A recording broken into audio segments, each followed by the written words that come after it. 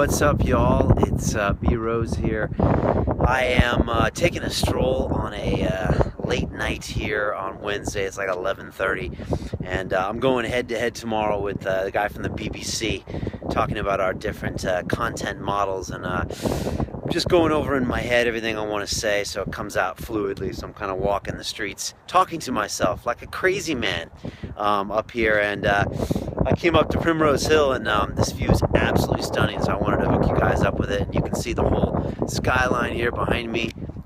You've got the Shard and BT Tower here, and it's really pretty up here, nice and quiet and really crisp and clean. So I thought I'd just shoot you another one of these day in the lives. But before my TED Talk, I was doing the same thing. I was walking the neighborhood, just going through the whole thing in my head. So I think it's important to be prepared and to do practice and stuff. So hopefully this goes well tomorrow. There's a bunch of London Reelers that are going to show up. It's for a thing called Salon in the City, and Stephen asked me to do this a few months back, and I was just really excited. And so the guy from the BBC who produces one of the radio shows is going to do a presentation about the BBC, and then I'm going to do a presentation about London Reel and what I think we do differently from the BBC. So, you know, I'm going to go in with good intentions, but I do have some major problems with the BBC. I think their business model is antiquated, socialistic, and flawed. And I think it's kind of ridiculous that when you walk out of the house in the morning, someone basically walks up to you and says, you owe us 150 pounds or we will send you to jail for tax evasion unless you pay us for content that you don't necessarily even want. And that is a law. So I think that's screwed up. That's a budget of, I think, £5 billion every year. The BBC, I think, is one of the largest media companies in the world, employing 23,000 people.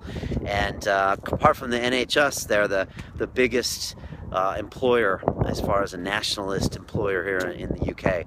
And I know everyone loves the Beeb, and I love the institution of the Beeb, but you know, just look at the headlines and you'll have to see that it's got some flaws, and it's got innovator's dilemma in a big way.